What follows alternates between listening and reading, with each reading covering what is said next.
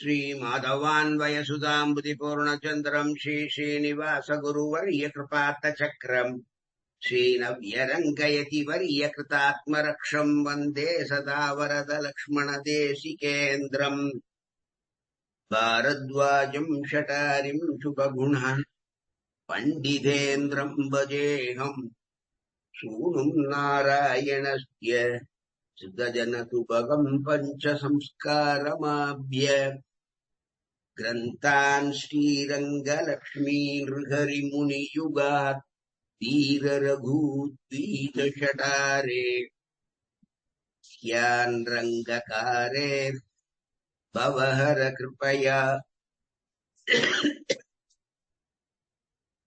न्यस्तभारम् नृसिंहे श्रीमद्वेदान्तरामान्यमुनिकरुणावेदान्तयुग्मम् श्रीमच्छ्रीवासयोगीश्वर गुरुपतयोरर्पितस्वात्मभारम् श्रीमच्छ्रीरङ्गनाथात्वय विकृपया प्राप्तमोक्षाश्रमम् तम् श्रीमद्वेदान्तरामानुजमुनिमपरम् संश्रये देशिकेन्द्रम् जीवनम् जगताम् जीयात् किमभ्यगतहस्तम् स्वतन्त्रम् सर्वतन्त्रेषु वेङ्कटेशाह्वयम् महः प्रणामम् लक्ष्मणमुनिः प्रतिगृह्णातु मामकम् प्रसादयति यः सूक्तिः स्वाधीनपतिकाम् श्रुतिम्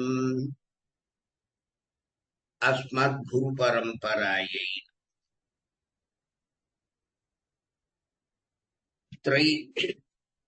திரைவர்ணிகார்களும் வேதங்கள் வைதிக கர்மாக்கள் இதை ஆரம்பிக்கும் போது ஓம் தது சத்து என்பவற்றின் அன்வயத்தை விவரிக்க சுத்தி, அதாவது வேதம் முதலில் ஓம் என்று தொடங்குகிறது. அதே மாதிரி முடியும் போதும் அந்த ஓம் என்றே முடிகிறது.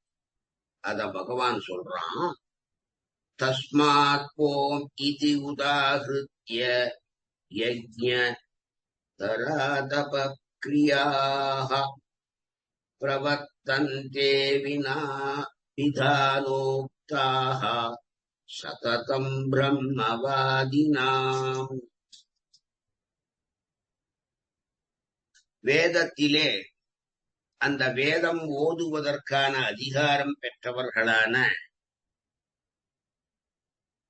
பிராமண க்ஷத்ரிய வைசியர்களாகிய மூவர்ணத்தாரும் வேதத்திலே சொல்லப்பட்ட யாகம் முதலானவைகளை பண்ணும்போது எப்பொழுதும் முதலில் ஓம் என்று சொல்லியே ஆரம்பிக்க வேணும். பிறகுதான் அந்த குறிப்பிட்ட யாக யஜ்ஞாதி கர்மாக்களை அவர்கள் பண்ணுகிறார்கள் என்று பகவான் சொல்கிறான். தஸ்மாத்து, எல்லாவற்றையும் படைத்தவனான பகவான் கிருஷ்ணனான என்னாலே அப்பொழுதே திரைவர்ணிகர்கள் வேதங்கள் வைதிக கர்மங்கள் இவற்றோடு பிரணவாதிகளுக்கு தொடர்பு விதிக்கப் பெற்றிருக்கிறபடியினாலே அப்படிங்கிறது தஸ்மாத் அர்த்தம். ஓம் இதி உதாஹ்ருத்ய, அப்போ எந்த வைதீக கர்மாவை தொடங்கும் போதும் ஓம் என்று முதலிலே சொல்லுவதை பழக்கமாக வைத்துக் கொண்டிருக்க வேண்டும். யஜ்ஞதராதப கிரியாக பிரவர்த்தந்தே விதானோந்தாஹ சததம் பிரம்மவத்வாதீன.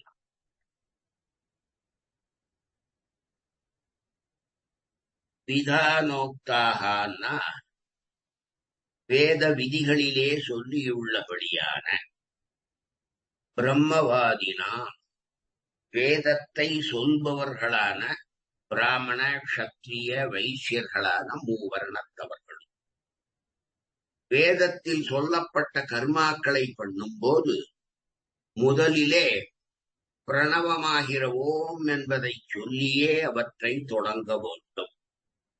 வேதாந்தம் அறிந்தவர்கள் சர்வாந்தர்யாமியாக பகவான் இருக்கிறான் என்பதை அறிந்திருக்கிறபடியினாலே வைதீகமான எந்த கர்மாவை செய்தாலும் கூட அவை அனைத்தையுமே பகவான் ஸ்ரீமன் நாராயணனுடைய ஆராதனம் என்றே அனுசந்தித்து செய்வதாக ஒப்புக்கொண்டு முதலில் ஓம் என்று அனுசந்தானம் பண்ணுகிறார்கள்.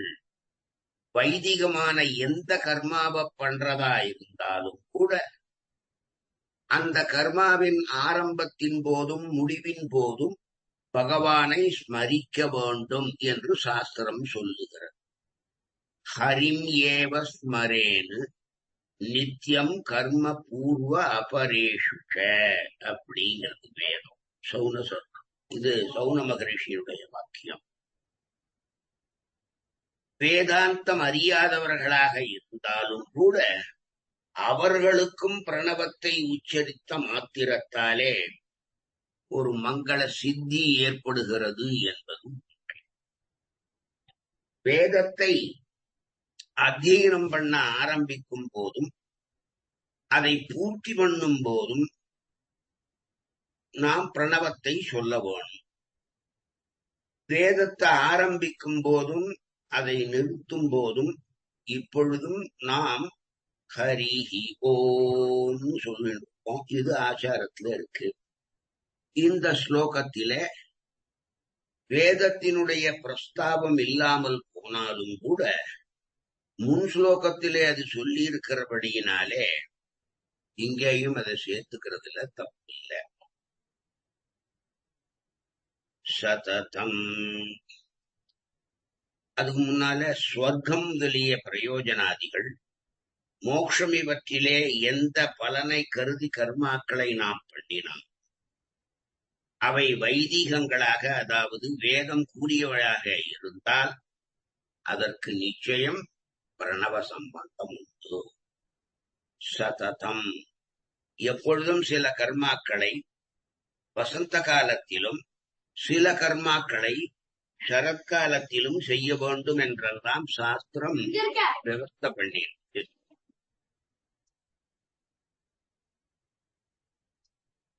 பிரணவத்தை உச்சரிப்பதற்கு அவ்விதம் எந்த விவஸ்தையுமே கிடையாது. அதுதான் உண்மை. இந்த பிராமண க்ஷத்திரிய வைசியர்களான திரைவர்ணிகர்கள் ஓங்காரத்தை உச்சரித்து வேதத்தை சொல்லுவதனாலும் ஓம் என்று முதலில் சொல்லியே யாக யஜ்ஞாதிகளை பண்ணுவதனாலும் அவர்களுக்கும் ஓங்கார சம்பந்தம் கட்டாயம் சம்பவிக்கிறது.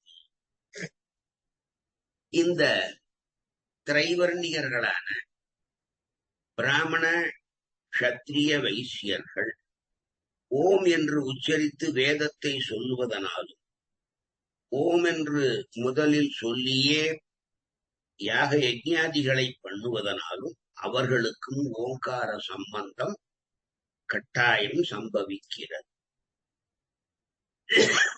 இந்த ஸ்லோகத்துக்கு அத்வைத பரமா பண்ண ஆதிசங்கரர் ஆகையால் ஓம் என்று உச்சரித்து வேதியர் சாஸ்திரோக்தமான யஜ்ஞம் தானம் தவம் முதலிய கர்மாக்களை எப்பொழுதும் ஆரம்பித்து செய்கிறார்கள் சொன்னார்.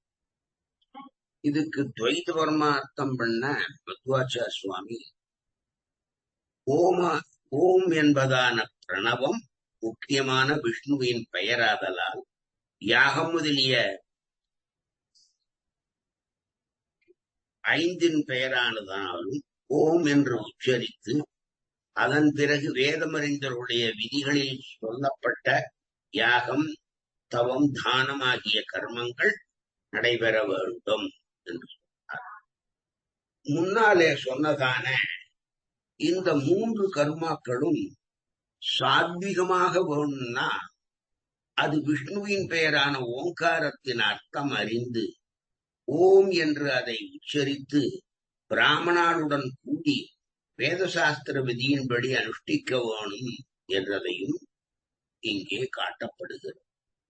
இவற்றுடன் தது என்பதை சேர்க்கின்ற பிரகாரத்தை சொல்றது அடுத்த ஸ்லோகம். தத்யனபிசந்தாய பலம் யஜ்ஞ தபஹ கிரியாஹ தான கிரியாச விவிதாஹ கிரியந்தே மோக்ஷகாங்ஷிபிஹி. மோட்சத்தை விரும்புபவர்கள் வேறு பலனிலே அபேட்சையின்றி பலவிதமான யஜ்ஞம் தபம் முதலியவற்றை செய்யும் போது, தான தர்மங்களை பண்ணும் போதும் தது என்பதான அந்த வார்த்தையை முதலிலே உச்சரித்து பிறகே அந்த தானத்தையோ யஜ்ஞத்தையோ தபசையோ அவ பண்றாங்க. திரிவர்க்கம்னு சொல்றதான தர்ம அர்த்த காமங்களை கருத்தில் கொண்டு வைதிக கர்மாக்களை பண்ணும் போது சத்து என்று உச்சரிக்கவும். இப்போ தர்ம அர்த்த காமங்களை எவன் உத்தேசித்து கர்மா பண்றானோ அவன் தான் சத்துன்னு சொல்லணும். மோட்சத்தை குறித்தோ அல்லது நிஷ்காமியமான கர்மாக்களை செய்யும் போதோ தத்து என்பதை முதலில் உச்சரிக்க வேண்டும். இந்த விபாகமானது 18ஆம் அத்தியாயத்தினுடைய ஆரம்பத்திலேயே ஸ்ரீ பாஷ்யக்காரராலே தன்னுடைய கீதா பாஷ்ய விவரணத்திலே அற்புதமாக அருளி செய்யப்பட்டிருக்கிறது. நம்ம ஓம் தத் சத்துன்னு சொல்றது இல்ல. சத்துங்கிறது காமியகர்மாக்களுக்கு. நாமெல்லாம் பிரபன்னங்கள், நமக்கு காமியமே அவசியம் இல்ல, எல்லாம் பகவத்புரம். அதனால நாம அந்த சத்த சொல்றது இல்ல. ஓம் தத்து அவ்வளவுதான் நமக்கு. தத்துங்கிறது பகவன் நாமம். சவஹா கஹா கிம் யத் தது பதம் அனுத்தமம் என்ற சகஸ்ரநாமத்திலே தத்து என்பது பகவானுடைய திருநாமமாக அங்கே பீஷ்மர் குறிப்பிடுகிறார். முன் ஸ்லோகத்திலுள்ள உதாகிருத்தி என்ற பதத்தை இங்கு எடுத்துக்கொண்டு அனுசந்தானம் பண்ணினால் அப்பொழுது தத் என்று உச்சரித்தது அந்த பகவான் ஸ்ரீ விஷ்ணுவைத்தான் என்ற அர்த்தம் மிக நன்றாக. மோட்சத்தை உத்தேசித்து செய்யும் வேதாத்தியனத்திலும் துவக்கத்திலே தத் என்று சொல்ல வேணும். மோட்சத்தை விரும்பி கர்மாவை பண்ணுபவர்கள் ஹரி ஓம் தத்து சத்து சொல்ல மாட்டார். காமிய கர்மா நமக்கு கிடையாது. கிருதம் ச கரிஷ்யாமி அப்படின்னு சொல்லுவோம். இந்த ஸ்லோகத்துக்கு அத்வைத பரமா அர்த்தம் பண்ண ஆதிசங்கரர் தத்து என்ற பரம்பொருளை கருதி பலனை கருதாமல் மோட்சத்தை விரும்புவோரால் பல வகைப்பட்ட யாக யஜ்ஞாதிகள் தபசோ தானமோ ஆகிய கிரியைகள் பண்ணப்படுகின்றன அப்படின்னு சொன்னார். இதுக்கு துவைத பரமார்த்தம் பண்ணவரான மத்வாச்சார சுவாமி கண்ணுக்கு புலப்படாததான சொர்க்கம் முதலிய பலன்களை தனக்கு வேண்டும் என்று விரும்பாமலும் அந்த விஷ்ணுவே தனக்கு ஆசிரியம் என்று விரும்பியும் அக்னிஹோத்திரம் முதலிய யாகங்கள் மனோவாக்காயங்களால் தவங்களாகிற கர்மங்கள் பலவிதமான தானம் முதலிய கர்மாக்கள் மோட்சத்தை விரும்புபவர்களால் செய்யப்படுகின்றன. இனி இவற்றுடன் சத்து என்ற சொல்லுக்கு தொடர்பை விவரிக்க கருதி முதலில் சத்து என்ற சொல்லுக்கு உள்ள பல பொருள்களை பகவான் அர்ஜுனனுக்கு தெரிவிக்கிறான். சத்தாவே சாதுபாவே சதித்யேதத் பிரயுஜ்யதே பிரசஸ்தே கர்மணி ததா சப்த பார்த்த யுஜ்யதே. ஏ குந்தி புத்திரனே, உள்ளது என்ற அர்த்தத்திலும் நல்லது என்ற அர்த்தத்திலும் சத்து என்றதான அந்த பதப்பிரயோகம் இன்றளவும் வழங்கப்பட்டு வருகிறது. லோகத்திலேயும் ஒருத்தம் பண்ற லௌகிகமான செயல் மங்களகரமாக இருந்தால் அதை சத்கர்மா, நல்ல செயல். இங்க எதை நாம கவனித்து வச்சுக்கணும்னா, சத்து என்ற சொல்லுக்கு உள்ள பல அர்த்தங்களை கூறுவதன் நோக்கம் என்ன? விவகாரம் இருக்கு. இந்த மோட்சத்தை தவிர, அந்த எம்பெருமானை தவிர, அந்த எம்பெருமான் மட்டுமே சுயம் பிரயோஜனம். அனன்யார்க சேஷபூதர்களான நாம் இதர லௌகீகாதி விஷயங்களிலே இழியாததாலே நாம, அது குறிப்பாக வைஷ்ணவர்கள் அந்த சத்துங்கிற பதத்தை ஒரு காலும் சொல்ல மாட்டாங்க. சத்பாவேன்னா சத்பாவமானது. அதுக்கு அசத் விலட்சணத்துவம் அல்லது வர்த்தமானத்துவம். முயல் கொம்புன்றான். முயல் கொம்பு பார்த்திருக்கோமா யாராவது? முயலுக்கு எங்கேயாவது கொம்பு பிழைக்குமா? அது இல்லாத பொருளை விட இது வேறானது அல்லது உள்ளது.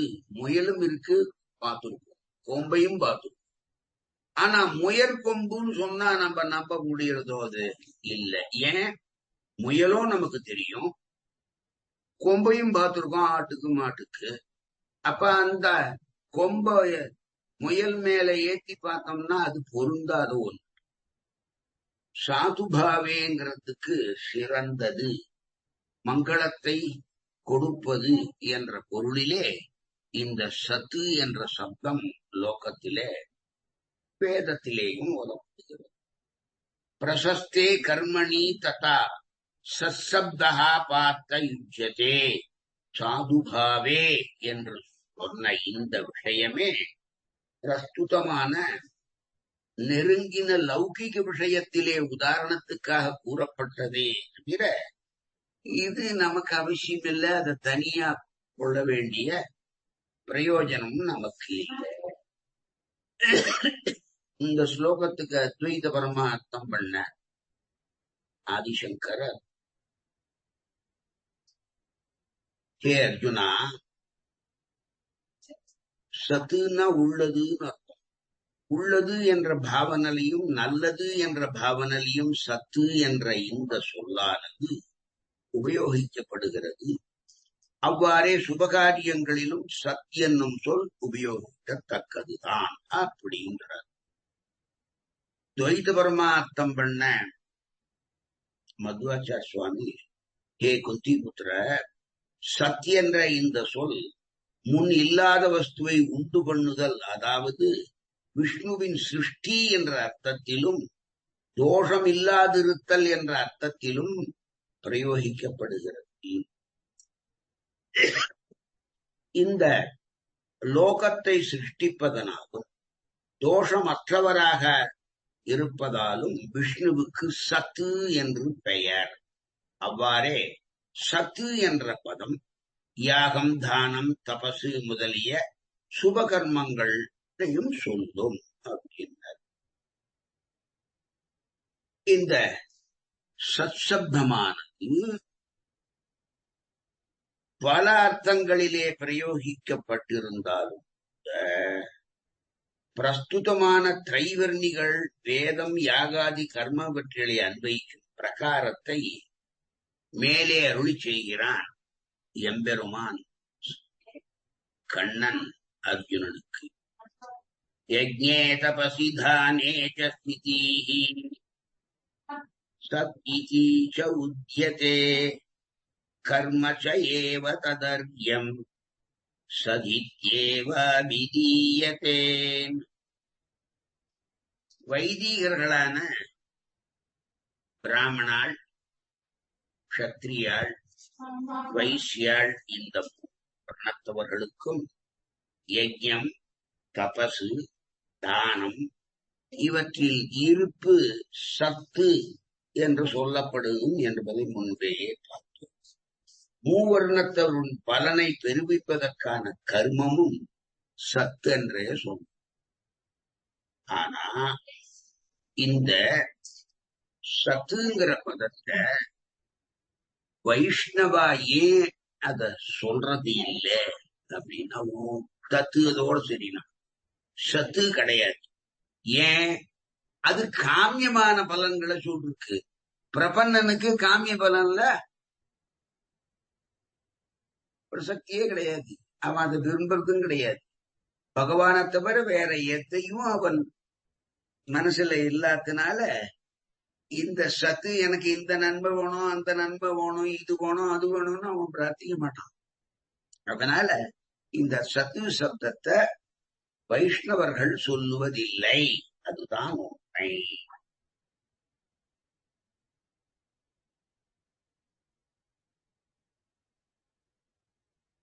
இதுல வேதங்கள், வைதிக கர்மங்கள் பிராமண சப்தத்தாலே சொல்லப்பட்டு பிராமண, க்ஷத்ரிய, வைசியர்கள் என்ற மூன்றிலும் ஓம் தத்து சத்து என்ற சொற்கள் அன்பயமாகிற லட்சணமானது இதுவரையிலே சொல்லப்படும். வேதம் தவிர மற்ற சப்தங்களுக்கும் வேதம் கூறின கர்மா தவிர இதர கர்மாக்களுக்கும் வேதத்தை சொல்பவர்களும் வேதத்திலே சொல்லப்பட்ட யாகாதிகளை செய்பவருமான திரைவர்ணிகர்கள் தவிர மற்றவர்க்கு இந்த மூன்று சொற்களின் சம்பந்தம் இல்லை. ஓம் தத் சத்துன்னு சூத்திரம் சொல்லுவாங்க. திரைவர்ணிகளுக்கு மட்டும்தான் யோகி. மோக்ஷத்துக்காக செய்யப்படுகின்ற அனன்ய பிரயோஜன கர்மாக்களை பண்ணும் போது இந்த சத் சப்தத்தை ஒரு காலும் சொல்லக்கூடாது என்பது பகவான் நியமித்ததான விதி. இந்த ஸ்லோகத்துக்கு அத்வைத பரமா அர்த்தம் பண்ண ஆதிசங்கரர் யாக யஜ்ஞாதிகளும் தபஸிலேயும் தானத்திலேயும் நிலை பெற்று அந்த நல்லதானது சத் என்று சொல்லப்படுகிறது. மேலும் அதற்காக எந்த கர்மமும் சத்தென்றே சொல்லப்படும். துவைத பரமா இதுக்கு அர்த்தம் பண்ண மத்வாச்சார சுவாமி அது யாகமா இருக்கட்டும், தபசா இருக்கட்டும், தானமா இருக்கட்டும், இந்த கர்மாக்களினாலே பகவான் பலனை தருகிறான் என்று ஒரு ஆஸ்திக்ய புத்தியோட செய்யப்படும் யாகம் முதலிய கர்மமும் சத்தென்றே சொல்லப்படும். மேலும் சத்தென்ற பதத்தின் அர்த்தமான பகவானை தேசித்தும் அவனை சந்தோஷப்படுத்தவும் செய்யப்படும் கர்மமும் சத்து என்றே சொல்லப்படுது. இந்த 17ஆம் அத்தியாயத்தின் ஆரம்பத்திலே சாஸ்திரம் சொல்லாதத எவ்வளவு சிரத்தையோட நாம பண்ணா கூட அதற்கு பலன் எதுவும் கிடையாதுன்னா பகவான். அதனால அனர்த்தம்தான் சம்பவிக்கும். இப்போ சாஸ்திரம் கூறிய கர்மாவை செய்தாலும் அதை ஸ்ரத்தையோட பண்ணலேன்னா அதுக்கு பலன் கிடையாது அப்படின்றார்.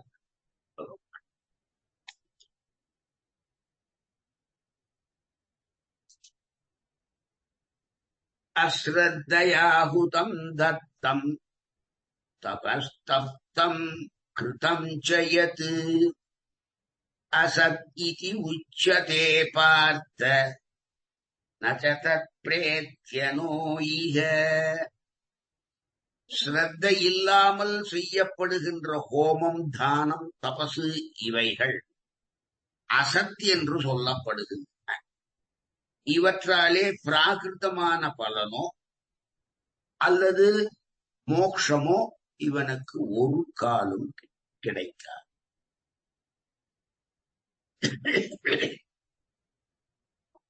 இதுல கிருதம்ங்கிற பதத்தினாலே செய்யப்பட்டது என்ற பாஸ்டன்ஸ் சொல்லப்படும். அது உதம் தத்தம் என்ற சொற்களோட அன்வயிக்கிறது. உதம் என்பதற்கு ஹோமம் என்றும் தத்தம் என்பதற்கு தானம் என்றும் அர்த்தம்.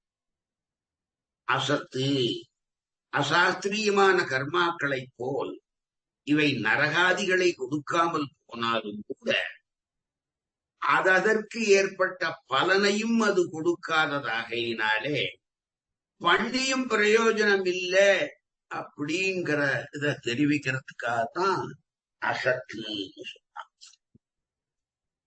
நச்சதற் பிரேத்திய புனர்ஜன்மம், புனர்ஜன்மம் வராதபடி மரணமடைந்து பெறும் மோட்சத்திற்கு சாதனம் ஆகும். இது இங்கே பிரேத்திய என்பது ஏயம் பிரேதே என்ற இடத்தில் பிரேத சப்தம் போலே கர்ம அவித்யாதிகளான எல்லா பந்தங்களிலிருந்தும் விடுதலை அடைவதை சொல்லுகிறது. இக என்ற சப்தமானது மோட்சம் தவிர மற்ற பலன்களை, அதாவது சாம்சாரிகமான பிரயோஜனாதிகளை சொல்றது. நமக்கு அது அவசியம் இல்லை. சாஸ்திரம் சொல்லாதத எவ்வளவு சிரத்தையோட பண்ணா கூட அதனால அனர்த்தம் தான் வரும். சாஸ்திரம் கூறியதை சிரத்தையின்றி செய்தால் பலன் கிடையாது. ஆனால் சாஸ்திரம் சொன்னத ஸ்ரத்தையோட ஒத்தம் பண்ணான்னா அவனுக்கு நல்ல பலன் கிடைக்கும் என்பதுதான் இந்த ஸ்லோகத்திலே பகவான் அர்ஜுனனுக்கு உபதேசிக்கும். இந்த ஸ்லோகத்துக்கு அத்வைத பரமார்த்தம் பண்ணவன் சங்கரர் சிரத்தையின்றி பண்ணப்படுகின்ற ஹோமமும் கொடுக்கப்படுகின்ற தானமும் செய்யப்படுகின்ற தபசும் அனுஷ்டிக்கப்பட்ட கர்மாக்களும் அசக்தி என்று சொல்லப்படுகிறது.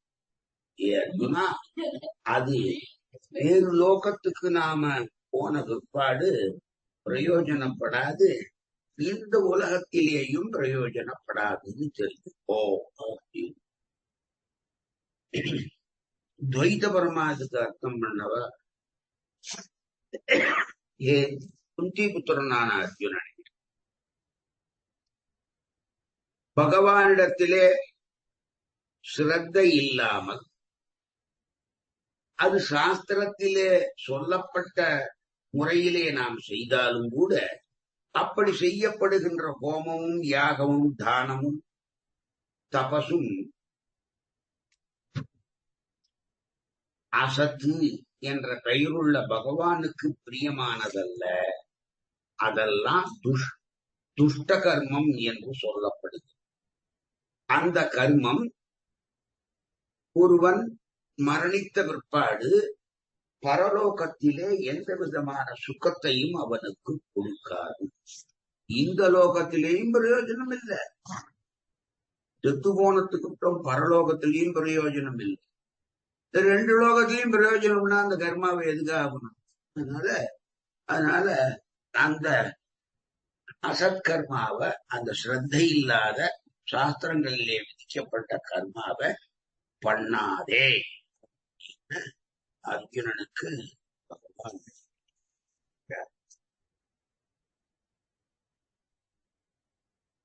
இதோட இந்த 17வது அத்தியாயத்தினுடைய பிரதி ஸ்லோகத்தினுடைய உரையானது மேலே கீதார்த்த சங்கிரகத்தை, அப்புறம் இந்த 17ஆம் அத்தியாயத்தினுடைய மகிமையை சொல்லும். அதாவது நாளைய தினம் அணிவிப்போம் சொல்லிட்டு இப்போதைக்கு தலை கட்டுகிறேன். கவிதார்க்கிய சிம்ஹாய கல்யாண உற்சாரியே ஸ்ரீமதே வெங்கடேஷாய வேதாந்த குரவே.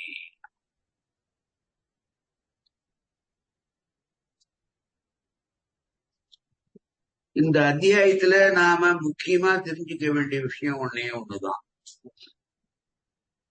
ஓம் தத்து தான் நமக்கு உண்டே தவிர அந்த சத்துங்கிறது கிடையாது. அது காமிய கர்மாவை சொல்றது.